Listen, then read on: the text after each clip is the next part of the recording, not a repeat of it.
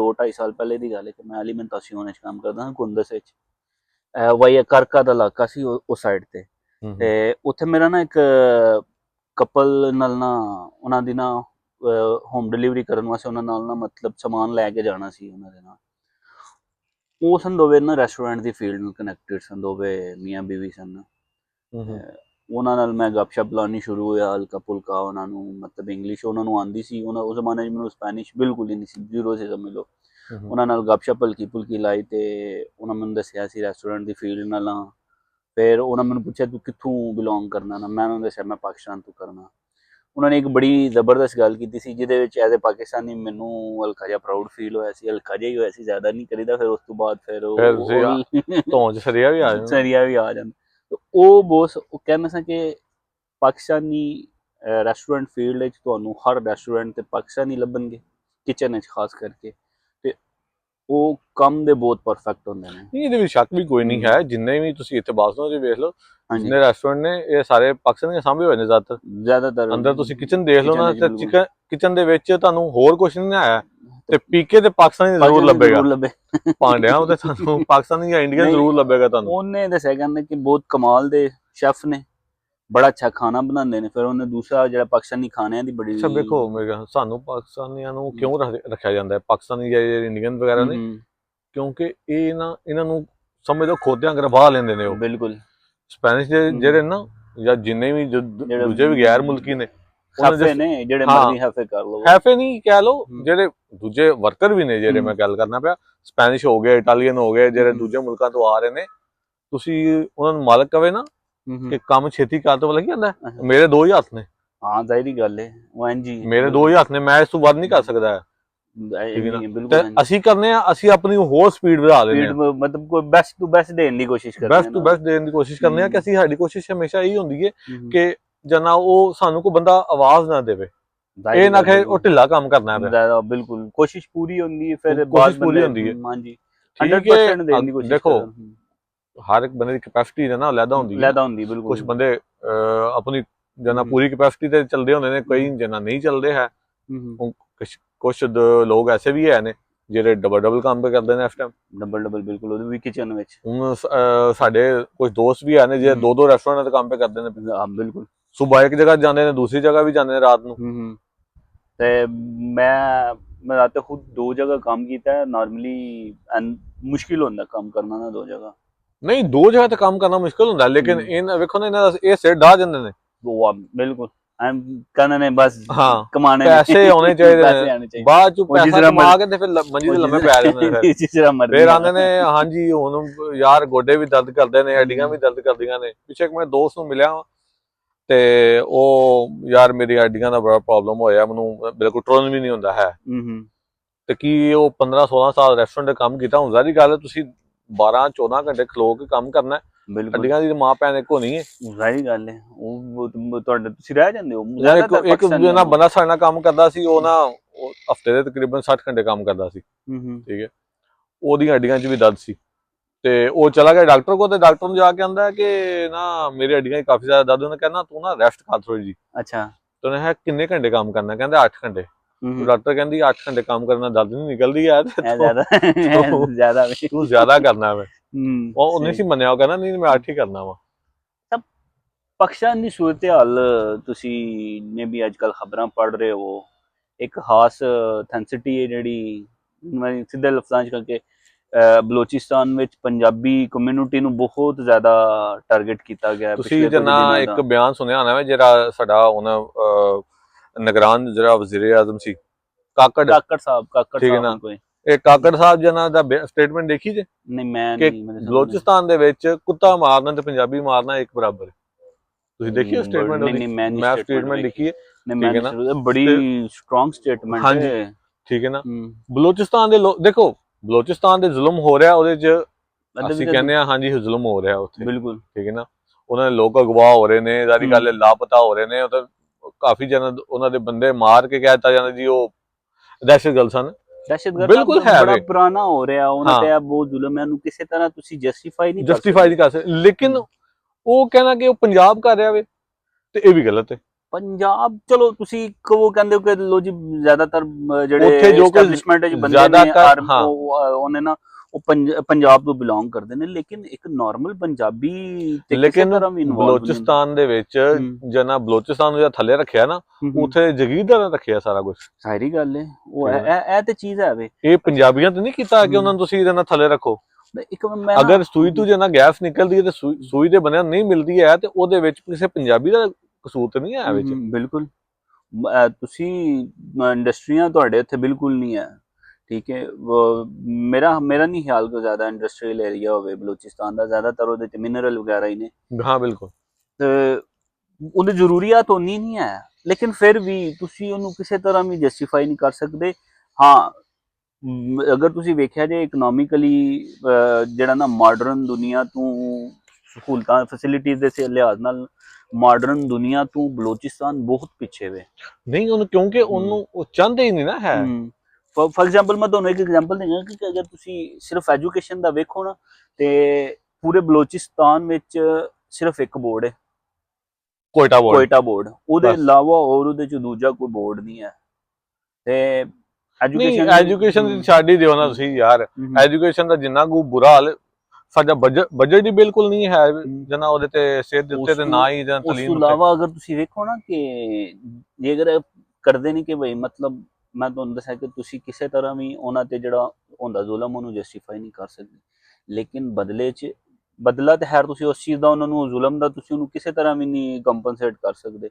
ਲੇਕਿਨ ਹਰ ਪੰਜਾਬ ਦੀ ਹਰ ਯੂਨੀਵਰਸਿਟੀ, ਬਲਕਿ ਪਾਕਿਸਤਾਨ ਦੀ ਹਰ ਯੂਨੀਵਰਸਿਟੀ ਵਿੱਚ ਜਿੰਨਾ ਕੁ ਇਹਨਾਂ ਨੂੰ ਫੈਸਿਲੀਟੇਟ ਕੀਤਾ ਜਾਂਦਾ ਨਾ, ਉਹ ਹੋਰ ਕਿਸੇ ਨੂੰ ਵੀ ਨਹੀਂ ਕੀਤਾ ਜਾਂਦਾ। ਫਾਰ ਐਗਜ਼ਾਮਪਲ ਮੇਰਾ ਇੱਕ ਦੋਸਤ ਸੀ ਤੇ ਯੂਨੀਵਰਸਿਟੀ ਸਾਡੇ ਨਾਲ ਪੜ੍ਹਦਾ ਸੀ, ਉਹਦੀ ਜਿਹੜੀ ਯੂਨੀਵਰਸਿਟੀ ਦੀ ਫੀਸ ਸੀ ਨਾ, ਉਹ ਆਂਦੀ ਸੀ ਚਲਾਨ ਫਾਰਮ ਆਇਆ ਬਿਲਕੁਲ ਜ਼ੀਰੋ ਜਾ ਕੇ ਸਿਰਫ ਉੱਥੇ ਦੇਣਾ, ਉਹਨੇ ਮੋਹਰ ਲਾ ਕੇ ਵਾਪਿਸ ਕਰਨਾ, ਤੁਹਾਨੂੰ ਬੈਂਕ ਆਫ ਪੰਜਾਬ ਵਾਲੇ ਨੇ ਤੁਸੀਂ ਉਹ ਉੱਥੇ ਜਮ੍ਹਾਂ ਕਰਾ ਦੇਣਾ, ਜਿਹੜਾ ਐਡਮਿਨਿਸਟ੍ਰੇਸ਼ਨ ਆਫਿਸ ਹੈ ਨਾ, ਐਡਮਨ ਆਫਿਸ 'ਚ ਜਮ੍ਹਾਂ ਕਰਾ ਦੇਣਾ।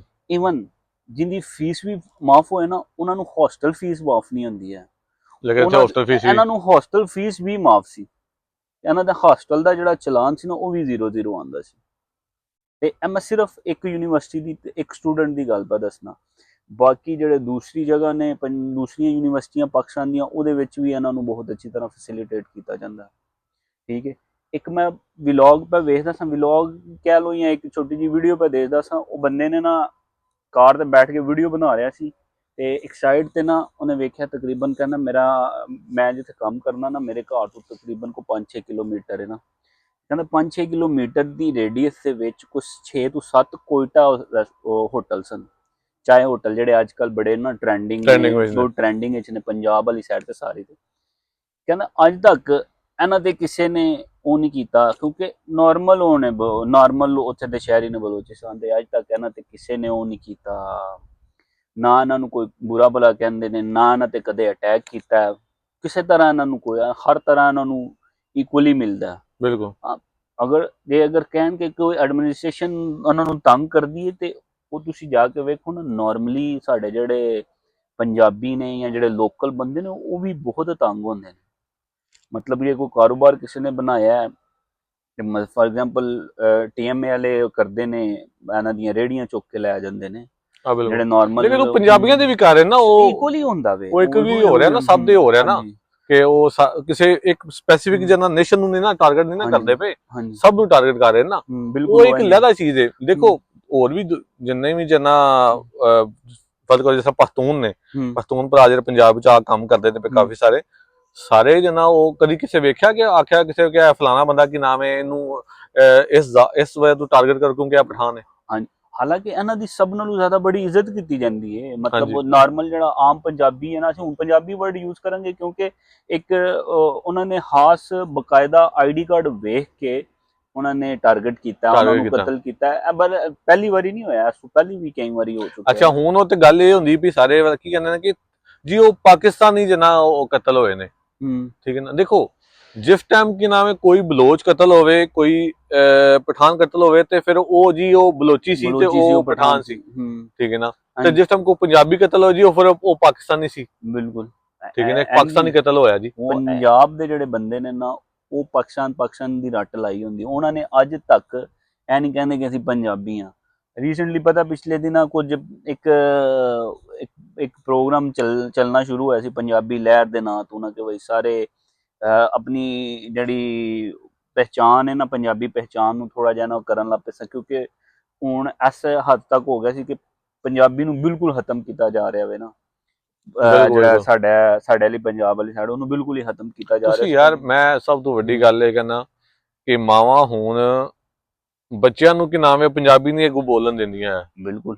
ਤੇ ਮੇਰੇ ਖਿਆਲ ਨਾਲ ਬਹੁਤ ਗਲਤ ਗੱਲ ਹੈ। ਗਲਤ ਗੱਲ ਹੈ, ਹਾਂ। ਠੀਕ ਹੈ ਨਾ, ਤੁਸੀਂ ਜਿੰਨੀਆਂ ਮਰਜ਼ੀ ਜ਼ੁਬਾਨਾਂ ਸਿੱਖੋ, ਠੀਕ ਹੈ ਨਾ, ਤੁਸੀਂ ਫਰਜ਼ ਕਰੋ ਉਰਦੂ ਬੋਲੋ, ਇੰਗਲਿਸ਼ ਬੋਲੋ, ਜਿਹੜੀ ਦਿੱਲੀ ਲੈਂਗੁਏਜ ਬੋਲੋ, ਅਰਬਿਕ ਬੋਲੋ, ਤੁਸੀਂ ਜਨਾ ਸਪੈਨਿਸ਼ ਬੋਲੋ, ਜੋ ਮਰਜ਼ੀ ਬੋਲੋ ਤੁਸੀਂ, ਲੇਕਿਨ ਜਿਹੜੀ ਤੁਹਾਡੀ ਮਾਦਰੀ ਜਨ ਜ਼ੁਬਾਨ ਹੈ ਨਾ, ਤੁਹਾਨੂੰ ਉਹ ਜ਼ਰੂਰ ਆਉਣੀ ਚਾਹੀਦੀ ਹੈ। ਤੁਹਾਡੀ ਪਹਿਚਾਨ ਹੈ। ਮਾਵਾਂ ਜਨ ਨਹੀਂ ਚਾਹੁੰਦੀਆਂ ਹੈ ਕਿ ਸਾਡਾ ਬੱਚਾ ਪੰਜਾਬੀ ਬੋਲੇ, ਤੁਹਾਡੇ ਸਕੂਲ ਨਹੀਂ ਚਾਹੁੰਦੇ ਹੈ ਕਿ ਬੱਚਾ ਪੰਜਾਬੀ ਬੋਲੇ।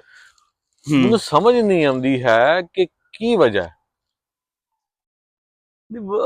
ਵਜ੍ਹਾ ਸਿਰਫ ਤੁਸੀਂ ਇਹ ਕਹਿ ਸਕਦੇ ਹੋ ਕਿ ਤੁਹਾਨੂੰ ਜਿਹੜੀ ਸਾਡੀ ਜਨਰੇਸ਼ਨ ਹੈ ਨਾ, ਸੌਰੀ ਗੱਲ ਕੱਟਣ ਲੱਗਾ, ਮੇਰਾ ਇੱਕ ਦੋਸਤ ਹੈ ਸਰਦਾਰ ਹੈ, ਤੇ ਉਹ ਮੈਨੂੰ ਪੁੱਛ ਰਿਹਾ ਸੀ, ਮੈਨੂੰ ਕਹਿੰਦਾ ਤੁਹਾਡੇ ਨਾਲ ਜਿੰਨੇ ਵੀ ਜਨਾ ਉਹ ਤੁਹਾਡੀ ਪਾਕਿਸਤਾਨੀ ਕਮਿਊਨਿਟੀ ਹੈ ਨਾ, ਉਹ ਜਿਸ ਟਾਈਮ ਆਪਸ ਵਿੱਚ ਤੁਸੀਂ ਗੱਲ ਕਰਦੇ ਹੁੰਦੇ ਹੋ, ਤੁਸੀਂ ਪੰਜਾਬੀ 'ਚ ਗੱਲ ਕਰ ਰਹੇ ਹੁੰਦੇ ਹੋ, ਤੇ ਜਿਉਂ ਹੀ ਤੁਸੀਂ ਬੱਚੇ ਨਾਲ ਗੱਲ ਕਰਦੇ ਹੋ, ਉਰਦੂ ਸ਼ੁਰੂ ਹੋ ਜਾਂਦੇ ਹੋ। ਬਿਲਕੁਲ ਇੰਜੀ ਇਹ ਤੁਹਾਡਾ ਕੀ ਜਨਾ ਦੋਗਲਾਪਨ ਹੈ। ਅਸਲ ਵਿੱਚ ਪਤਾ ਕੀ, ਸਾਡੀ ਜਿਹੜੀ ਜਨਰੇਸ਼ਨ ਸੀ ਨਾ, ਸਾਨੂੰ ਸਾਡੀ ਜਨਰੇਸ਼ਨ ਅਗਰ ਤੁਸੀਂ ਵੇਖੋ ਨਾ, ਇਹਦੇ ਵਿੱਚ ਮਤਲਬ ਮੈਂ ਤੁਹਾਨੂੰ ਦੱਸਾਂ ਕਿ ਸਾਡੇ ਜਿਹੜੇ ਸਾਡੇ ਤੋਂ ਪਹਿਲੇ ਵਾਲੀ ਜਿਹੜੀ ਜਨਰੇਸ਼ਨ ਹੈ ਨਾ, ਉਹ ਜ਼ਿਆਦਾ ਨਾ ਐਜੂਕੇਟ ਨਹੀਂ ਸਨ ਹੈ। ਸਹੀ ਹੈ। ਉਹ ਜਿਹੜਾ ਵੇਖਦੇ ਸਨ ਨਾ ਬੰਦਿਆਂ ਨੂੰ, ਉਰਦੂ ਵੇਖਦੇ ਆ ਨਾ, ਉਰਦੂ ਬੋਲਦੇ ਆ ਜਾਂ ਇਸ ਕਰਦੇ ਆ ਨਾ, ਤੇ ਉਹਨਾਂ ਨੂੰ ਨਾ ਡੀਸੈਂਟ ਸਮਝਿਆ ਜਾਂਦਾ ਸੀ। ਠੀਕ ਹੈ। ਉਹਨਾਂ ਨੇ ਨਾ ਆਹਿਸਤਾ ਆਹਿਸਤਾ ਸਾਨੂੰ ਇਸ ਉਹਦੇ ਤੇ ਭੇਜਿਆ, ਇਸ ਲਾਈਨ ਤੇ ਲਾਇਆ ਕਿ ਜਿਹੜਾ ਨਾ ਮਤਲਬ ਉਹਨਾਂ ਨੇ ਐਸਾ ਜਿਹੜਾ ਉਰਦੂ ਬੋਲਦਾ ਉਹ ਡੀਸੈਂਟ ਹੁੰਦਾ। ਠੀਕ ਹੈ। ਫਿਰ ਸਾਡੀ ਸਕੂਲਿੰਗ ਜਿਹੜੀ ਹੋਈ ਹੈ, ਸਕੂਲਿੰਗ ਵਿੱਚ ਬਕਾਇਦਾ ਸਾਨੂੰ ਪੰਜਾਬੀ ਤੋਂ ਰੋਕਿਆ ਜਾਂਦਾ ਸੀ ਕਿ ਬਈ ਪੰਜਾਬੀ ਨਹੀਂ ਬੋਲਣੀ ਹੈ ਉੱਥੇ ਕਲਾਸ ਦੇ ਵਿੱਚ। ਠੀਕ ਹੈ। ਅਸੀਂ ਜਿਹੜੀ ਜਨਰੇਸ਼ਨ ਤਿਆਰ ਹੋਏ ਹਾਂ, ਅਸੀਂ ਪੰਜਾਬੀ ਬੋਲਨੇ ਆ ਸਾਨੂੰ, ਲੇਕਿਨ ਮਤਲਬ ਸਾਡੇ ਇੱਕ ਕਿਧਰੇ ਕਹਿ ਲੋ ਕਿ ਮਾਈਂਡ ਵਿੱਚ ਇਹ ਚੀਜ਼ ਬਹਿ ਗਈ ਹੋਈ ਕਿ ਪੰਜਾਬੀ ਇੱਕ ਡੀਸੈਂਟ ਲੈਂਗੁਏਜ ਨਹੀਂ ਹੈ। ਇਹ ਹਕੀਕਤ ਹੈ, ਦੇਖੋ ਇਹ ਤਲਖ ਹਕੀਕਤ ਦੇ ਕਿ ਸਾਨੂੰ ਅਗਰ ਤੁਸੀਂ ਕਿਸੇ ਨੂੰ ਵੀ ਪੁੱਛੋ ਨਾ, ਤੇ ਕਹਿਣਗੇ ਪੰਜਾਬੀ ਸਪੀਕਿੰਗ ਹੈ ਨਾ ਜਿਹੜੀ, ਉਹ ਜਾਹਿਲਾਂ ਦੀ ਜ਼ਬਾਨ ਹੈ। ਪਾਕਿਸਤਾਨ ਵਿੱਚ ਹਕੀਕਤ ਹੈ।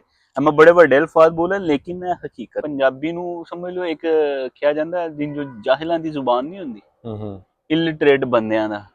ਤੇ ਜਿਹੜੀ ਸਾਡੀ ਜਿਹੜੀ ਕਮਿੰਗ ਜਨਰੇਸ਼ਨ ਹੈ, ਜਿਹੜੀ ਅਗਲੀ ਜਨਰੇਸ਼ਨ ਤੁਹਾਡੀ ਆ ਰਹੀ ਹੈ, ਉਹਦੇ ਮਾਈਂਡ ਵਿੱਚ ਇਹ ਚੀਜ਼ ਹੈ, ਸਪੈਸ਼ਲੀ ਜਿਹੜੇ ਸਕੂਲਾਂ ਵਿੱਚ ਜਾ ਰਹੇ ਨੇ, ਖਾਸ ਕਰਕੇ ਜਿਹੜੇ ਬੰਦੇ ਸਕੂਲਾਂ ਵਿੱਚ ਜਾ ਰਹੇ ਨੇ ਨਾ, ਉਹਨਾਂ ਦੇ ਮਾਈਂਡ ਵਿੱਚ ਇਹ ਚੀਜ਼ ਹੈ ਕਿ ਜੇ ਤੁਸੀਂ ਪੰਜਾਬੀ ਬੋਲਣੀ ਹੈ ਨਾ, ਤੇ ਤੁਸੀਂ ਸਮਝ ਲਓ ਕਿ ਤੁਹਾਨੂੰ ਪੜ੍ਹਿਆ ਲਿਖਿਆ ਉਹਨਾਂ ਨੇ ਕੰਸੀਡਰ ਨਹੀਂ ਕਰਨਾ, ਜਾਂ ਤੇ ਉਰਦੂ ਬੋਲੋ ਤੇ ਜਾਂ ਫਿਰ ਇੰਗਲਿਸ਼ ਬੋਲੋ। ਕਾਫੀ ਸਾਰੇ ਬੱਚੇ ਐਸੇ ਨੇ ਜਿਨ੍ਹਾਂ ਜਿਹੜੇ ਉਰਦੂ ਬੋਲਦੇ ਨੇ, ਲੇਕਿਨ ਦਾਦੀਆਂ ਨਾਨੀਆਂ ਨੂੰ ਉਰਦੂ ਨਹੀਂ ਆਉਂਦੀ ਹੈ। ਦਾਦੀਆਂ ਨਾਨੀਆਂ ਨੂੰ ਉਰਦੂ ਉਹ ਫਿਰ ਡਿੰਗੇ ਮੂੰਹ ਸਿੱਧੇ ਕਰਦੀਆਂ ਰਹਿੰਦੀਆਂ ਨੇ ਜਨਾਬ, ਉਹ ਬੱਚਾ ਬੜੇ ਅਜੀਬ, ਬੜੀ ਮਜ਼ੇ ਦੀ ਉਰਦੂ ਉਹਨਾਂ ਦੀ ਨਿਕਲਦੀ ਹੈ, ਉਹਨਾਂ ਦੀ ਬੜੇ ਫਿਰ ਮਜ਼ੇ ਦੀ ਉਰਦੂ, ਗੁਲਾਬੀ ਉਰਦੂ ਗੱਲ ਕਰ ਰਹੇ ਸਾਂ। ਉਹ ਜਿਹੜੇ 50 ਦੇ ਕਰੀਬ ਬੰਦੇ ਜਿਹੜੇ ਨੇ ਨਾ, ਉਹਨਾਂ ਨੇ ਕਹ ਲੋ ਕਿ ਕਤਲ ਹੋਏ ਨੇ, ਸ਼ਹੀਦ ਹੋਏ ਨੇ, ਜਿਸ ਤਰ੍ਹਾਂ ਮਤਲਬ ਜੋ ਪ੍ਰੋਪਰ ਵਰਡ ਹੈ।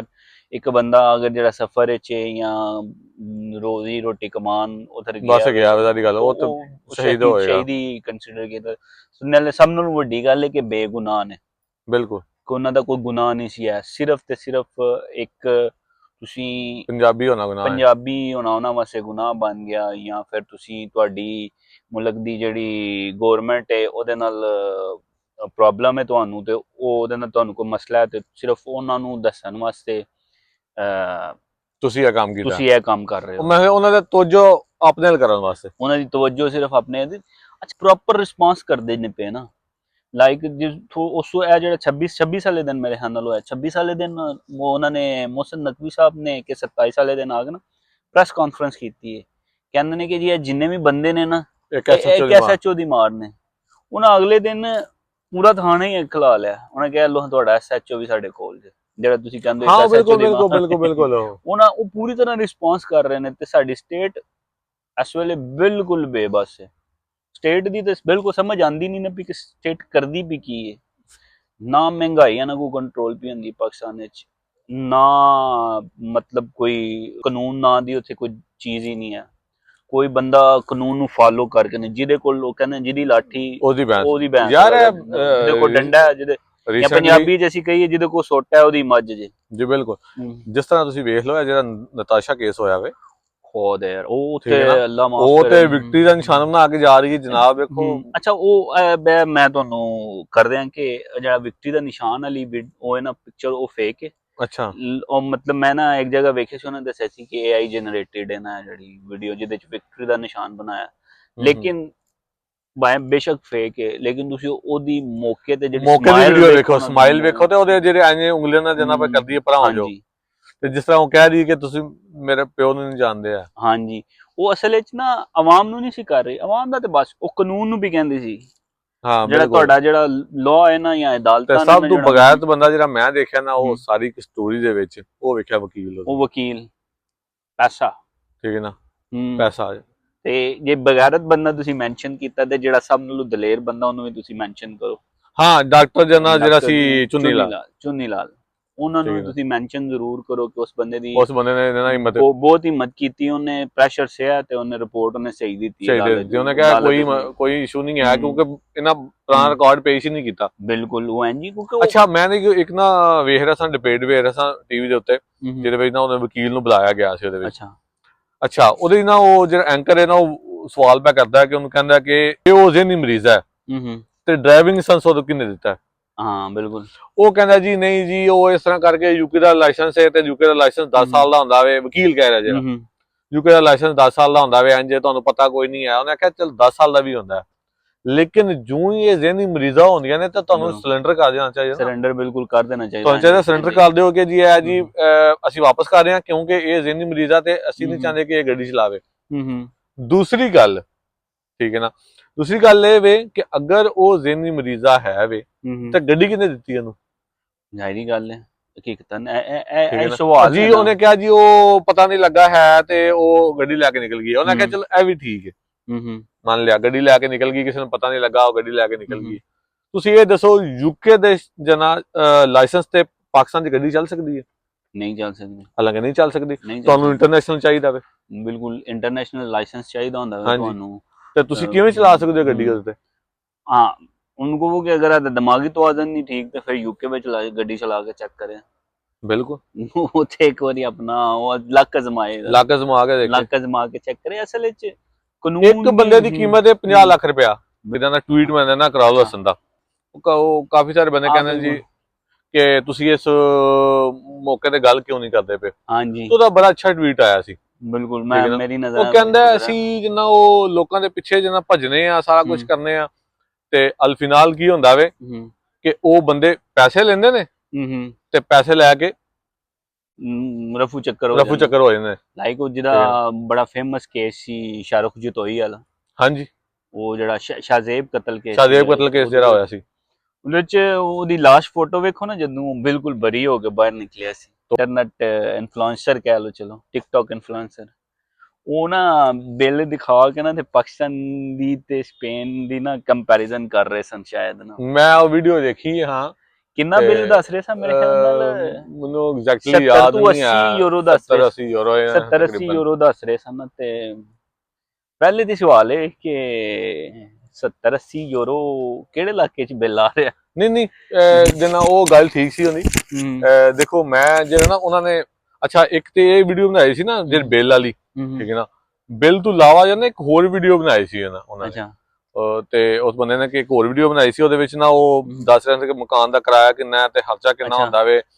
ਉਹ ਮਤਲਬ ਕਿ ਇਸ ਮੌਜੂ ਤੇ ਗੱਲ ਹੋ ਰਹੀ ਸੀ ਸਾਰੇ ਮਕਾਨ ਦੇ ਖਰਚੇ ਤੇ ਬੰਦੇ ਦਾ ਖਰਚਾ ਕਿੰਨਾ ਹੁੰਦਾ, ਫੈਮਿਲੀ ਦਾ ਖਰਚਾ ਕਿੰਨਾ ਹੁੰਦਾ।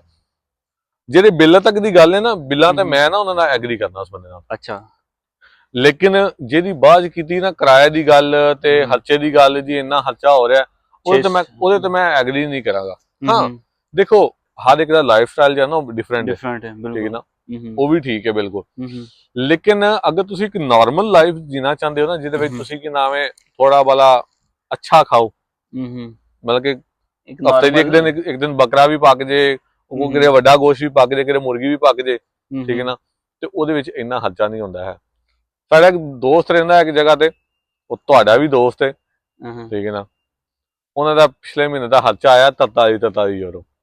43 5 ਬੰਦੇ ਰਹਿੰਦੇ ਨੇ ਘਰ ਦੇ, ਤੇ 43 ਯੂਰੋ ਖਰਚਾ ਆਇਆ ਫੀ ਬੰਦੇ ਨੂੰ। ਮੈਂ ਤੇ ਇਸ ਗੱਲੋਂ ਪਰੇਸ਼ਾਨ ਹੋ ਗਿਆ ਵਾਂ ਕਿ 43 ਯੂਰੋ ਫੀ ਬੰਦਾ ਮੰਥਲੀ ਯਾਰ, ਖੁਦਾ ਦਾ ਖੌਫ ਕਰੋ। ਫਿਰ ਮੈਨੂੰ ਪੁੱਛਿਆ, ਮੈਂ ਕਿਹਾ ਯਾਰ 43 ਯੂਰੋ ਮਤਲਬ ਕਿ ਤੁਸੀਂ 200 ਦੇ ਤਕਰੀਬਨ 15 ਯੂਰੋ ਲੱਗੇ ਨੇ ਤੁਹਾਡੇ ਮਹੀਨੇ ਦੇ 5 ਬੰਦਿਆਂ ਦੇ। ਸਹੀ ਹੈ, 5 ਬੰਦਿਆਂ ਦੇ 215 ਯੂਰੋ ਲੱਗੇ ਨੇ ਤੁਹਾਡੇ, ਤੇ ਇੱਕ ਪਾਣੀ ਦੀ ਬੋਤਲ ਰੋਜ਼ ਦੀ ਲੱਗਦੀ ਹੈ। ਇੱਕ ਪਾਣੀ ਦੀ ਬੋਤਲ ਨਾਰਮਲ ਪਾਣੀ ਦੀ ਬੋਤਲ ਲੱਗਦੀ ਹੈ। 1.5 ਯੂਰੋ ਦੀ ਪਾਣੀ ਦੀ ਬੋਤਲ ਕਰੋ ਤੇ 50 ਯੂਰੋ ਤੋਂ ਸਿੱਧੇ ਉਹ ਬਣ ਜਾਂਦੇ ਨੇ ਬੰਦੇ ਦੇ ਤਕਰੀਬਨ। ਸਹੀ ਹੈ, ਠੀਕ ਹੈ ਨਾ। ਬਿਲਕੁਲ 50 ਯੂਰੋ ਹੋ ਗਏ, ਸਾਰੇ ਬੰਦੇ ਚਾਹ ਵੀ ਪੀਂਦੇ ਨੇ, 50 ਯੂਰੋ ਦਾ ਦੁੱਧ ਵੀ ਆ ਗਿਆ, ਚਲੋ 100 ਹੋ ਗਿਆ, 100 ਗਿਆ। ਬਾਕੀ 115 ਯੂਰੋ ਦੇ ਵਿੱਚ ਉਹਨਾਂ ਨੇ ਜਨਾਬ ਮਹੀਨਾ ਗੁਜ਼ਾਰਿਆ। ਉਹ ਮੈਂ ਸਿਰ ਫੜ ਕੇ ਬਹਿ ਗਿਆ। ਉਹ ਮੈਂ ਕਿਹਾ ਉਹ ਕਿਵੇਂ ਹੋਏ? ਅੱਛਾ, ਫਿਰ ਉਹਨੇ ਮੈਨੂੰ ਦੱਸਿਆ ਕਿਵੇਂ।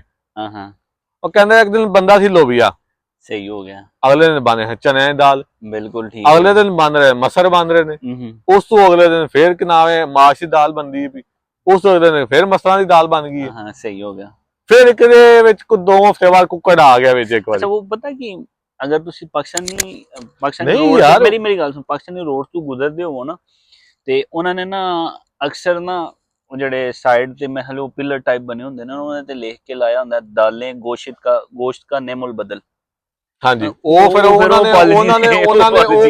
ਤੇ ਨਾ ਪੱਕਾ ਅਮਲ ਕਰ ਲਿਆ। ਉਹ ਯਾਰ ਮੈਂ ਗੱਲ ਪਰ ਦੱਸਣਾ ਤੁਹਾਨੂੰ ਕਿ ਇਸ ਤਰ੍ਹਾਂ ਵੀ ਹੁੰਦਾ ਹੈ, ਠੀਕ ਹੈ ਨਾ, ਕਿ ਸਾਡੇ ਲੋਕ ਇਸ ਤਰ੍ਹਾਂ ਦੇ ਵੀ ਹੈ ਨੇ। ਜ਼ਾਹਿਰੀ ਗੱਲ ਹੈ, ਇਹ ਚੀਜ਼ ਹੈ। ਸਾਡੇ ਲੋਕ ਇਸ ਤਰ੍ਹਾਂ ਦੇ ਵੀ ਹੈ ਨੇ ਕਿ ਉਹ ਕਹਿੰਦੇ ਨੇ ਕਿ ਬਾਈ ਪੈਸਾ ਨਹੀਂ ਲਾਣਾ। ਸਾਡਾ ਇੱਕ ਜਿੰਨਾ ਦੋਸਤ ਕੰਮ ਕਰਦਾ ਸੀ ਰੈਸਟੋਰੈਂਟ ਦੇ ਵੇਟਰ ਦਾ, ਕਾਫੀ ਪੁਰਾਣੀ ਗੱਲ ਹੈ ਉਹ। ਅੱਛਾ, ਵਿਸ਼ਾਨ ਵਾਲਾ ਉਹ ਕੰਮ ਕਰਦਾ ਸੀ। ਉਹ ਕਹਿੰਦਾ ਜਿਨ੍ਹਾਂ ਦੀਆਂ ਔਲਾਦਾਂ ਅੱਜ ਕੀ ਨਾਮ ਹੈ ਨਾ ਬਹਿ ਕੇ ਵੱਡੇ ਵੱਡੇ ਰੈਸਟੋਰੈਂਟ ਦੇ ਬੱਕਰੇ ਖਾਂਦੀਆਂ ਨਾ, ਚਾਂਪਾਂ ਖਾਂਦੀਆਂ ਨੇ ਬਹਿ ਕੇ। ਹਾਂਜੀ, ਉਹਨਾਂ ਦੇ ਪਿਓ ਫੜ ਕੇ ਹੁੰਦੇ ਸਨ ਹੋਟਲ ਤੇ ਰੋਟੀ ਖਾਣ ਵਾਸਤੇ। ਅੱਛਾ, ਤੇ ਉਹਨਾਂ ਆਉਣਾ ਮਹੀਨੇ ਜਾਂ 2 ਬਾਅਦ ਕਿਰੇ ਆਉਣਾ, ਤੇ ਆ ਕੇ ਪਤਾ ਕੀ ਆਖਣਾ, ਇਹ ਕੜੀ ਪਕੌੜਾ ਦੇਖ ਰਿਹਾ ਜੀ। ਆਊਟਿੰਗ ਹੋ ਰਹੀ ਅੱਜ ਮੈਂ ਮੇਰਾ ਬਾਹਰੋਂ ਖਾਣ ਦਿਲ ਕਰ ਰਿਹਾ, ਠੀਕ ਹੈ ਨਾ। ਤੇ ਉਹ ਗੱਲ ਇਹ ਕਿ ਹਾਂ ਗੱਲ ਫਿਰ ਉਹ ਮੈਂ ਵਾਪਸ ਆਣਾ ਉੱਥੇ ਹੀ। ਅੱਛਾ, ਉਹ ਭਾਈ ਦੀ ਜਨਾਂ ਵਿੱਚ ਕਹਿ ਰਹੇ ਸਨ ਕਿ 450 ਰੁਪਇਆ ਕਿਰਾਇਆ ਘਰ ਦਾ। Very good. 450 ਦਾ ਮੈਨੂੰ ਨਹੀਂ ਪਤਾ ਹੁਣ ਉਹ ਕਿਸ ਜਗ੍ਹਾ ਤੇ ਨੇ, ਹੋ ਸਕਦਾ ਵਲੈਂਸੀਆ ਦੇ ਕਿਸੇ ਪਿੰਡ ਵਿੱਚ ਹੋਣ, ਜਾਂ ਕਿਤੇ ਅਲੀਕੰਤੇ ਵਗੈਰਾ ਜਾਂ ਸਵੀਆ ਦੀ ਸਾਈਡ ਤੇ ਹੋਣ। ਅੱਛਾ, ਕਿੱਥੇ ਕੰਮ ਰਹਿ ਰਹੇ ਨੇ। ਬਾਸਲੋਂ ਦੇ ਵਿੱਚ 450 ਚ ਕਮਰਾ ਲੱਭ ਜਾਣਾ ਉਹ ਗਨੀਮਤ ਹੈ। ਜੇ ਤੁਸੀਂ ਕਹਿੰਦੇ ਮਕਾਨ ਦੇ ਦੂਰ ਦੀ ਗੱਲ ਹੈ ਨਾ, ਬਿਲਕੁਲ ਮਕਾਨ ਤੇ ਦੂਰ ਦੀ ਗੱਲ ਹੈ, ਕਮਰਾ ਲੱਭ ਜਾਣਾ 450 ਦੇ ਨਾ। ਹਾਂ, ਸਿੰਗਲ ਰੂਮ ਤੁਹਾਨੂੰ ਜਾਣਾ 200, 250, 300 ਵਿੱਚ ਸਿੰਗਲ ਰੂਮ ਮਿਲਦਾ ਪਿਆ। ਸਾਡੇ ਕੋਲ ਰੀਸੈਂਟ ਮਿਸਾਲ ਨਹੀਂ ਹੈ, ਆਪਣੇ ਸਾਡੇ ਜਿਹੜੇ ਕੁਲੀਗ ਨੇ, ਸਾਡੇ ਜਿਹੜੇ ਨਾਲ ਕੰਮ ਮੇਰੇ ਨਾਲ ਕਿੰਨੇ ਬੰਦੇ ਰਹਿੰਦੇ ਨੇ ਜਿਹੜੇ 300 ਤੇ ਰਹਿ ਰਹੇ ਨੇ। 300 ਯੂਰੋ ਤੇ ਸਿੰਗਲ ਰੂਮ ਦਾ, ਸਿੰਗਲ ਰੂਮ, ਕਿਉਂਕਿ ਰੂਮ ਲੱਭਦੇ ਹੀ ਨਹੀਂ ਪਿਆ। ਤੇ ਅਗਰ ਤੁਸੀਂ ਆਪਣੇ ਘਰ ਦੀ ਜਾਂ ਮੇਰੇ ਘਰ ਦੀ ਗੱਲ ਕਰੋ, ਅਸੀਂ ਫੈਮਿਲੀ ਦੇ ਨਾਲ ਰਹਿੰਦੇ ਆ, ਤੇ ਕਿੰਨਾ ਕਿਰਾਇਆ ਤੁਸੀਂ ਕਿੰਨਾ ਕਿਰਾਇਆ ਦੇ? ਮੈਂ 900 ਦੇ ਰਿਹਾ ਕਿਰਾਇਆ। ਮੇਰਾ ਵੀ ਜੀ ਇੰਨਾ ਹੀ ਜੀ, ਮੇਰਾ 875 ਯੂਰੋ ਕਿਰਾਇਆ पे देना। 900 ਤਕਰੀਬਨ ਹੋ ਗਿਆ ਨਾ, 900 ਹੀ ਹੋ ਗਿਆ ਨਾ ਤਕਰੀਬਨ। ਹਾਂਜੀ, ਤੇ ਇਹ ਕਿਰਾਇਆ पे ਦੇਣੇ ਅਸੀਂ 900 ਜਨਾ ਨਾਲ ਫਿਰ ਤੁਸੀਂ ਬਿੱਲ ਛਿਲ ਪਾਓ।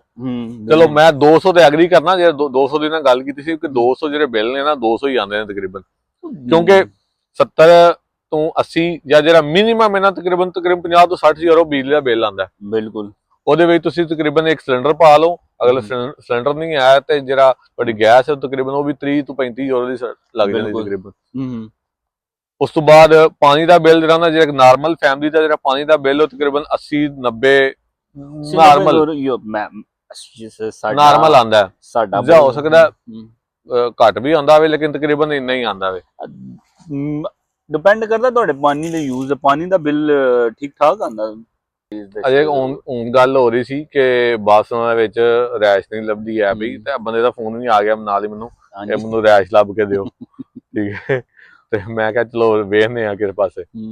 ਹਾਂ, ਜਿਹੜੀ ਗੱਲ ਹੋ ਰਹੀ ਹੈ ਰੈਸ਼ ਦੀ, ਦੇਖੋ ਕਿਰਾਇਆ ਜਿਹੜਾ ਤਕਰੀਬਨ ਚੱਲਦਾ ਪਿਆ ਤੁਹਾਨੂੰ ਦੱਸਿਆ ਤਕਰੀਬਨ 800 ਤੋਂ 900 ਦੇ ਵਿੱਚ 800 ਹੀ ਕਰੋ ਤੁਸੀਂ ਸੈਂਟਰ ਠੀਕ ਹੈ ਨਾ। ਸੈਂਟਰ ਜਾਂ ਬਾਹਰ ਵੀ ਜਿਹੜਾ ਨਾ ਤੁਸੀਂ ਤਕਰੀਬਨ ਜਨਾ ਬਾਸੋਂ ਤੋਂ ਬਾਅਦ ਜਿਹੜਾ ਉਹ ਵੀ ਇਹ ਚੱਲਦਾ ਪਿਆ ਤਕਰੀਬਨ ਆਲਮੋਸਟ ਹੈ ਹੀ ਤਕਰੀਬਨ 50 ਘੱਟ ਕਰ ਲਓ 7.5 ਚਲੇ ਜਾਓ ਲੇਕਿਨ 7.5 ਤੇ ਵੀ ਕੋਈ ਨਹੀਂ ਹੈ 750 ਦਾ ਨਹੀਂ ਹੁਣ ਲੱਭਦਾ ਪਿਆ ਅਗਰ ਹਾਂ। ਤੁਸੀਂ ਵੇਖੋ ਸੈਂਟਰ ਤੋਂ ਬਾਹਰ ਬਸ ਦੋ ਕਮਰੇ ਦੇ ਮਕਾਨ ਨੇ ਤੇ ਉਹ 800 850 900 ਦਾ ਹਾਂਜੀ ਸਾਡਾ ਇੱਕ ਦੋਸਤ ਢੂੰਡਦਾ ਪਿਆ ਤੇ ਉਹ ਏਜੰਸੀਆਂ ਕਹਿੰਦੀਆਂ ਨੇ 1000 ਤੋਂ ਥੱਲੇ ਕੋਈ ਨਹੀਂ ਹੈ। 1000 ਤੋਂ ਥੱਲੇ ਤੇ ਉਹ ਠੀਕ ਹੈ ਨਾ। ਤੁਹਾਨੂੰ ਪੁੱਛਣਾ ਅਗਰ 3 ਕਮਰੇ ਵਾਲਾ ਚਾਹੀਦਾ ਤੇ 1000 ਤੋਂ ਥੱਲੇ ਨਹੀਂ ਜੇ ਮਿਲਣਾ ਹੈ। ਤੁਹਾਨੂੰ ਪੁੱਛਣਾ ਵੀ ਨਹੀਂ ਹੈ ਕਿ 1000 ਹਾਂ ਸਾਨੂੰ ਪੁੱਛੋ ਵੀ ਨਾ ਹੈ ਕਿ ਹੈ ਜੇ ਕਿ ਨਹੀਂ ਹੈ ਨਾ। ਅੱਛਾ ਉਹ ਗੱਲ ਇਹ ਹੋ ਰਹੀ ਸੀ ਕਿ 800 ਰੁਪਏ ਅਗਰ ਕੀ ਨਾਮ ਹੈ ਤੁਹਾਡਾ ਹੋਵੇ ਕਿਰਾਇਆ 200 ਤੁਹਾਡੇ ਬਿੱਲ ਹੋਣ 1000 ਤੁਹਾਡਾ ਐਪ ਬੁੱਕ ਹੋ ਗਿਆ ਠੀਕ ਹੈ ਨਾ। ਉਸ ਤੋਂ ਬਾਅਦ ਅਗਰ ਤੁਹਾਡੀ ਫੈਮਿਲੀ ਹੈ ਮੈਂ ਹੁਣ ਇੱਕ ਨਹੀਂ ਹੈ ਬਹੁਤ ਸਾਰੀਆਂ ਫੈਮਲੀਆਂ ਦੀ ਗੱਲ ਜਾਣਨਾ ਇੱਥੇ ਜਿਹੜੀਆਂ ਇੱਥੇ ਰਹਿ ਰਹੀਆਂ ਦੋਸਤ ਨੇ ਸਾਰੇ ਆਗਾ ਪਿਛਾ ਇੱਕ ਫੈਮਿਲੀ ਦਾ ਜਿਹਦੇ 2 ਤੋਂ 3 ਬੱਚੇ ਨੇ 2 ਮੀਆਂ ਬੀਵੀ ਨੇ 2 ਤੋਂ 3 ਬੱਚੇ ਨੇ ਨਾਰਮਲ ਜਿਹੜਾ ਖਰਚਾ ਨਾ ਤਕਰੀਬਨ 600 ਜਿਹੜਾ ਨਾ ਉਹ ਨਾਰਮਲ ਖਰਚਾ ਵੇ। ਇਹਦੇ ਵਿੱਚ ਮੈਂ ਉਹ ਚੀਜ਼ਾਂ ਇੰਕਲੂਡ ਨਹੀਂ ਕਰਦਾ ਪਿਆ ਹੈ ਜਿਹੜਾ ਤੁਸੀਂ ਜੁੱਤੀ ਕੱਪੜਾ ਲੈਣਾ ਠੀਕ ਹੈ।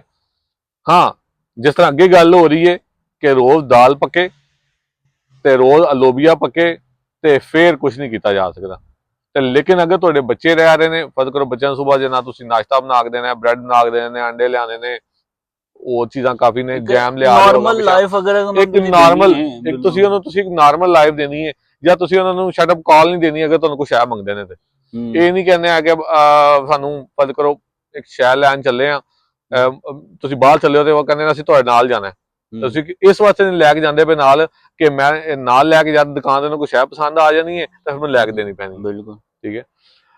ਅਗਰ ਤੁਸੀਂ ਇਹ ਚੀਜ਼ਾਂ ਨਹੀਂ ਕਰਦੇ ਹੈ ਤੇ ਫਿਰ ਤੁਹਾਡਾ ਖਰਚਾ ਘੱਟ ਹੋਏਗਾ ਲੇਕਿਨ ਅਗਰ ਇਹਨਾਂ ਨੂੰ ਬੱਚਿਆਂ ਨੂੰ ਤੁਸੀਂ ਕੀ ਨਾਮ ਹੈ ਇਹ ਚੀਜ਼ਾਂ ਕਰਦੇ ਹੋ ਉਹਨਾਂ ਨੂੰ ਰੋਜ਼ ਦੁਕਾਨ ਦੇ ਨਾਲ ਲੈ ਕੇ ਜਾਂਦੇ ਹੋ ਇੱਕ ਅੱਧੀ ਸ਼ਹਿਰ ਲੈ ਕੇ ਦਿੰਦੇ ਹੋ ਉਸ ਤੋਂ ਬਾਅਦ ਖਾਣਾ ਅੱਛਾ ਖਵਾਉਂਦੇ ਹੋ ਤੁਸੀਂ ਉਹਨੂੰ ਘਰ ਬੱਕਰਾ ਘਰ ਪੱਕਦਾ ਵੇ ਵੱਡਾ ਗੋਸ਼ਤ ਪੱਕਦਾ ਵੇ ਜਾਂ ਸੁਬਾਹ ਨਾਸ਼ਤਾ ਹੋਰ ਚੀਜ਼ ਹੁੰਦੀ ਹੈ ਦੁਪਹਿਰ 'ਚ ਖਾਣਾ ਹੋਰ ਚੀਜ਼ ਹੁੰਦੀ ਹੈ ਠੀਕ ਹੈ ਨਾ ਤੇ ਫਿਰ ਜਿਹੜਾ ਖਰਚਾ ਨਾ ਤਕਰੀਬਨ 600 700 ਯੂਰੋ ਖਰਚਾ ਤੁਹਾਡਾ ਆਂਦਾ ਵੇ ਠੀਕ ਹੈ ਨਾ। ਫਰੂਟ ਦੀ ਗੱਲ ਹਾਂ ਅਗਰ ਤੁਸੀਂ ਫਰੂਟ ਲੈ ਇਹਦੇ ਵਿੱਚ ਫਰੂਟ ਵੀ ਇੰਕਲੂਡ ਹੈ ਅਗਰ ਤੁਸੀਂ ਫਰੂਟ ਵਗੈਰਾ ਵੀ ਲੈ ਕੇ ਆਉਂਦੇ ਹੋ ਤੇ ਹਾਂ ਉਹ ਪਹਿਲਾਂ ਹੀ ਗੱਲ ਕੀਤੀ ਇਹਦੇ 'ਚ ਫਰੂਟ ਕੱਢ ਦਿਓ ਚੀਜ਼ਾਂ ਸਾਰੀਆਂ ਕੱਢ ਦਿਓ ਵਿੱਚੋਂ ਬੇਸਿਕ ਜ਼ਰੂਰੀਆਤ ਦੀ ਚੀਜ਼ਾਂ ਨੇ ਉਹ ਕੱਢ ਦਿਓ ਵਿੱਚੋਂ ਬੱਚਿਆਂ ਨੂੰ ਆਖੋ ਤੁਹਾਨੂੰ ਕੋਈ ਸ਼ੈ ਲੈ ਕੇ ਨਹੀਂ ਦੇਣੀ ਹੈ ਘਰੋਂ ਆ ਕੇ ਰੋਟੀ ਖਾਣੀ ਜੇ ਸਿਰਫ ਬਸ ਤੇ ਇਹ ਤੇ ਜੀਣਾ ਤੁਸੀਂ ਬਿਲਕੁਲ ਤੇ ਫਿਰ ਖਰਚਾ ਤੁਹਾਡਾ ਭਾਵੇਂ 2 ਤੋਂ 300 ਭਾਵੇਂ ਕਰ ਲਓ ਹਾਂਜੀ ਠੀਕ ਹੈ।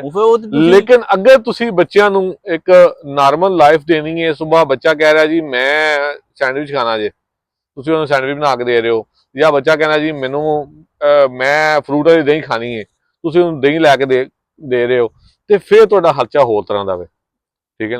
ਦੂਸਰਾ ਨਾਲੇ ਇਨ ਸ਼ਾਰਟ ਅਗਰ ਵੇਖਿਆ ਜਾਏ ਨਾ ਅਗਰ ਉਹ ਫੈਮਿਲੀ ਟੂ ਫੈਮਿਲੀ ਕੰਪੈਰੀਜ਼ਨ ਕਰਦੇ ਹਨ ਨਾ ਉਹ ਬੇਸਿਕਲੀ ਪਾਕਿਸਤਾਨ ਤੇ ਸਪੇਨ ਦੀ ਨਾ ਜਿਹੜੀ ਮਿਨੀਮਮ ਇਨਕਮ ਹੈ ਨਾ ਉਹਦੇ ਤੇ ਕੰਪੈਰੀਜ਼ਨ ਅੱਛਾ ਵੇਖੋ ਮੇਰੇ ਖਿਆਲ ਨਾਲ ਤੇ ਸਪੇਨ ਦਾ ਤੇ ਪਾਕਿਸਤਾਨ ਦੀ ਆਮਦਨੀ ਦਾ ਤੇ ਖਰਾਜਾਤ ਦਾ ਕੋਈ ਕੰਪੈਰੀਜ਼ਨ ਬੰਦਾ ਹੀ ਨਹੀਂ ਹੈ। ਨਹੀਂ ਫਰਜ਼ ਕਰੋ ਇੱਕ ਇਨ ਸ਼ਾਰਟ ਅਗਰ पे ਕਰਦੇ ਨੇ ਮਿਨੀਮਮ ਕੰਪੈਰੀਜ਼ਨ पे ਕਰਦੇ ਨੇ ਮਿਨੀਮਮ ਸੈਲਰੀ ਤੇ ਅਗਰ ਤੁਸੀਂ ਫੈਮਿਲੀ ਟੂ ਫੈਮਿਲੀ पे ਕਰਦੇ ਹੋ ਨਾ ਇੱਕ ਮਤਲਬ ਇੱਕ ਫੈਮਿਲੀ ਵੀ ਰਹਿੰਦੀ ਹੈ 2 ਬੱਚਿਆਂ ਦੀ ਤੇ ਇੱਕ ਸਪੇਨ 'ਚ ਰਹਿ ਰਹੀ ਹੈ ਤੇ ਇੱਕ ਪਾਕਿਸਤਾਨ 'ਚ ਰਹਿ ਰਹੀ ਹੈ ਔਰ ਮਿਨੀਮਮ ਸੈਲਰੀ ਹੈ ਜਿਵੇਂ ਇੱਥੇ ਮੇਰੇ ਖਿਆਲ ਨਾਲ 1080 1080 ਯੂਰੋ ਨਾ ਮਿਨੀਮਮ ਸੈਲਰੀ ਹੈ ਜਿਹਦੇ ਵਿੱਚੋਂ ਅਗਰ ਉਹ ਸੈਂਟਰ ਵਿੱਚ ਰਹਿ ਰਿਹਾ ਤੇ ਉਹਦਾ ਮਿਨੀਮਮ 700-800 ਰੁਪਏ ਕਿਰਾਇਆ ਟੁਰ ਜਾਂਦਾ ਪਿਆ ਠੀਕ ਹੈ ਬਿੱਲ ਸ਼ਿਲ ਦੇ ਕੇ ਯਾਰ ਉਹ ਵੀ ਹੈ ਅਗਰ 1080 ਅਗਰ ਮਿਨੀਮਮ ਲੈ ਰਿਹਾ ਨਾ ਤੇ 1080 ਸਿਰਫ ਉਹ ਬਿੱਲ ਕਿਰਾਏ ਦੇ ਦਾ ਖਾਣ ਪੀਣ ਨੂੰ ਕੁਝ ਨਹੀਂ ਕਰਨਾ ਹਾਂਜੀ ਉਹ ਇਹੀ ਚੀਜ਼ ਹੈ ਠੀਕ ਹੈ ਨਾ ਉਹ ਖਾਣ ਪੀਣ ਕੁਝ ਨਹੀਂ ਕਰ ਸਕਦਾ।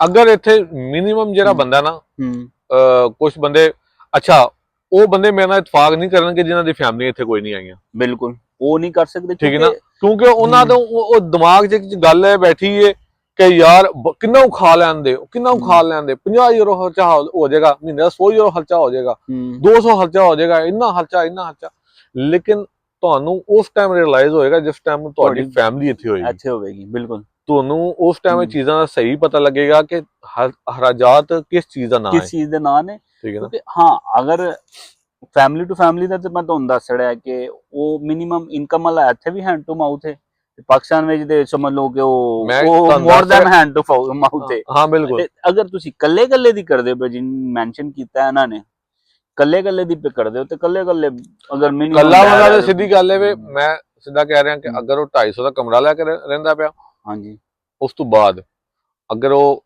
ਡੇਰੇ ਸਿਸਟਮ 'ਚ ਰਹਿ ਰਿਹਾ ਤੇ ਬਹੁਤ ਅੱਛਾ ਖਾਏ ਤਾਂ ਬਹੁਤ ਅੱਛਾ ਖਾਏ, ਕਿਉਂਕਿ ਜਿਸ ਟਾਈਮ ਚੀਜ਼ਾਂ ਡਿਵਾਈਡ ਹੁੰਦੀਆਂ ਨਾ ਫਿਰ ਉਹ ਹਿਸਾਬ ਕਿਤਾਬ ਹੁੰਦਾ। ਹਾਂਜੀ, ਠੀਕ ਹੈ ਨਾ। ਜਿਸ ਟਾਈਮ ਤੁਸੀਂ ਫੈਮਿਲੀ 'ਚ ਰਹਿੰਦੇ ਫਿਰ ਤੁਸੀਂ ਇਕੱਲੇ ਪੇ ਕਰਦੇ ਹੁੰਦੇ ਹਰ ਚੀਜ਼ ਨੂੰ, ਜਿਸ ਟਾਈਮ ਬੰਦੇ ਰਹਿ ਰਹੇ ਹੁੰਦੇ ਨਾ ਉਸ ਟਾਈਮ ਫਿਰ ਬੰਦੇ ਸਾਰੇ ਰਲ ਕੇ ਪੇ ਕਰਦੇ ਨੇ। ਉਸ ਤੋਂ ਇਲਾਵਾ ਹਾਂ ਤੁਸੀਂ ਬਾਹਰ ਕੋਈ ਖਾਂਦੇ ਪੀਂਦੇ ਉਹ ਵੱਖਰਾ ਹੁੰਦਾ ਵੇ। 300-350 ਵਿੱਚ ਮੇਰਾ ਖਿਆਲ ਹੈ ਤੁਹਾਡੀ ਇਕੱਲੇ ਬੰਦੇ ਦੀ ਗੇਮ ਖਤਮ ਹੋ 250 ਰੁਪਇਆ ਕਿਰਾਇਆ ਕਰ ਲਓ ਤੇ ਉਸ ਤੋਂ ਬਾਅਦ 200 ਯੂਰੋ ਤਕਰੀਬਨ ਨਾ ਉਹਨਾਂ ਜਿਹੜਾ ਦੂਸਰਾ ਖਾਣ ਪੀਣ ਹੈ ਉਹਦਾ ਖਰਚਾ ਮੱਚਾ ਜਿਹੜਾ ਨਾ ਉਹ 2 ਤੋਂ 250 ਉਹ ਕਰ ਲਓ। ਹਾਂਜੀ, 500 ਯੂਰੋ ਵਿੱਚ ਉਹ ਅੱਛਾ ਲਾਈਫ ਸਟਾਈਲ ਜਨਾ ਗੁਜ਼ਾਰ ਸਕਦਾ ਕੱਲਾ ਬੰਦਾ। ਲੇਕਿਨ ਫੈਮਿਲੀ ਦੇ ਨਾਲ ਤੁਸੀਂ ਆਖੋ ਤੇ ਮੈਂ ਮਿਨੀਮਮ ਜਨਾ ਉਹ ਸੈਲਰੀ ਦੇ ਨਾਲ ਉਹ ਅਗਵੰਤਾਰ ਕਰ ਜਾਵਾਂ ਤੇ ਉਹ ਮੁਸ਼ਕਿਲ ਨਹੀਂ ਨਾਮੁਮਕਿਨ ਹੈ। ਤਕਰੀਬਨ 16 ਤੋਂ 1700 ਤੁਹਾਡਾ ਖਰਚਾ ਜਿਹੜਾ ਨਾ ਉਹ ਮਿਨੀਮਮ ਮੰਨਦਾ ਵੇ ਜਿਸ ਤਰ੍ਹਾਂ ਤੁਸੀਂ ਫੈਮਿਲੀ ਨਾਲ ਰਹਿ ਰਹੇ ਹੋ। ਹਾਂਜੀ, ਲੇਕਿਨ ਇੱਥੇ ਸਾਨੂੰ ਜਿਹੜਾ ਬੈਨੀਫਿਟ ਮਿਲਦਾ ਨਾ, ਸਾਨੂੰ ਇੱਥੇ ਦੋ ਚੀਜ਼ਾਂ 'ਚ ਬੈਨੀਫਿਟ ਮਿਲਦਾ ਜਿਹੜਾ ਪਾਕਿਸਤਾਨ ਨਾਲ ਬਹੁਤ ਮੁਸ਼ਕਿਲ ਹੈ। ਨੰਬਰ 1 ਸਾਨੂੰ ਇੱਥੇ ਮੈਡੀਕਲ ਦੀ ਥੋੜੀ ਜਿਹੀ ਸਹੂਲਤ ਮਿਲ ਜਾਂਦੀ ਹੈ। ਨਹੀਂ ਮੈਡੀਕਲ ਥੋੜੀ ਸਹੂਲਤ ਹੈ, ਮੈਡੀਕਲ ਦੀ ਸਹੂਲਤ ਸਾਰੀ ਮਿਲ ਫ੍ਰੀ ਹੈ ਬਿਲਕੁਲ। ਦੂਸਰਾ ਤੁਹਾਡਾ ਸਕੂਲ ਦੀ ਤੁਹਾਡਾ ਸਕੂਲਿੰਗ ਬਿਲਕੁਲ ਫ੍ਰੀ ਹੈ, ਤੁਹਾਡਾ ਮੈਡੀਕਲ ਬਿਲਕੁਲ ਫ੍ਰੀ ਹੈ। ਇਹ ਬੇਸਿਕ ਚੀਜ਼ਾਂ ਹੁੰਦੀਆਂ ਜਿਹੜੀਆਂ ਤੁਹਾਨੂੰ ਚਾਹੀਦੀਆਂ ਹੁੰਦੀਆਂ ਨੇ। ਇਹ ਇੱਥੇ ਆ ਕੇ ਜਿਹੜੀ ਫੈਮਿਲੀ ਹੈ ਨਾ ਉਹਦੀ ਉਹ ਬਚਤ ਹੁੰਦੀ ਹੈ ਓਵਰਆਲ।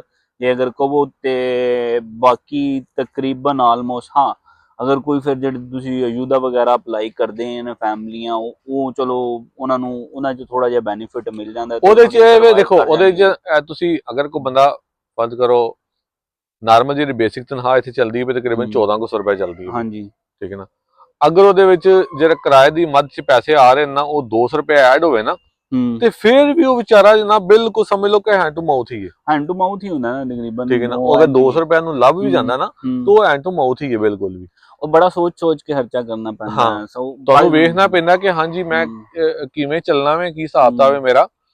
ਤੇ ਹਾਂ ਜਿਹਨਾਂ ਲੋਕਾਂ ਦੇ ਬਿਜ਼ਨਸ ਨੇ ਉਹਨਾਂ ਦਾ ਹਿਸਾਬ ਕਿਤਾਬ ਹੋਰ ਨੇ, ਗੱਲ ਹੋ ਰਹੀ ਜਿਹੜੇ ਨਾਰਮਲ ਮਜ਼ਦੂਰ ਪੇਸ਼ਾ। ਲੇਕਿਨ ਅਗਰ ਤੁਸੀਂ ਕਿਹਾ ਜਾਏ ਕਿ ਜਿਹੜੀ ਮਿਨੀਮਮ ਸੈਲਰੀ ਪਾਕਿਸਤਾਨ ਵਾਲੀ ਹੈ, ਪਾਕਿਸਤਾਨ ਵਿੱਚ ਵੀ ਅਗਰ ਜਿਹੜਾ ਮਜ਼ਦੂਰ ਹੈ ਨਾ, ਜਿਹੜਾ ਓਬਰੇ ਦਾ ਕੰਮ ਬੰਦਾ ਕਰਦਾ ਨਾ, ਉਹ ਮਿਨੀਮਮ ਉੱਥੇ ਵੀ 1000 ਰੁਪਏ ਉਹਦੀ ਹੋਵੇ। ਉੱਥੇ ਨਾ ਉੱਥੇ ਮਸਲਾ ਸਿਰਫ ਸਭ ਤੋਂ ਵੱਡਾ ਹੈ ਬਿਜਲੀ ਦਾ। ਅਸੀਂ ਆਪਣੇ ਗੁਰਦੇ ਵੇਚ ਕੇ ਵੀ ਬਿਜਲੀ ਦਾ ਬਿੱਲ ਤਾਰਨੇ ਆ। ਬੇਸਿਕਲੀ ਤੇ ਕੰਪੈਰੀਜ਼ਨ ਬਣਦਾ ਹੀ ਨਹੀਂ। ਮੈਂ ਤੇ ਇਹ ਚੀਜ਼ ਪਹਿਲਾਂ ਹੀ ਆਖੀ ਹੈ ਕਿ ਕੰਪੈਰੀਜ਼ਨ ਬਣਦਾ ਹੀ ਨਹੀਂ ਹੈ। ਹਾਂਜੀ, ਸਪੇਨ ਦਾ ਤੇ ਪਾਕਿਸਤਾਨ ਦਾ ਕੰਪੈਰੀਜ਼ਨ ਕੋਈ ਨਹੀਂ ਬਣਦਾ ਹੈ, ਕਿਸੇ ਲਿਹਾਜ਼ ਨਾਲ ਵੀ ਨਹੀਂ ਬਣਦਾ ਹੈ।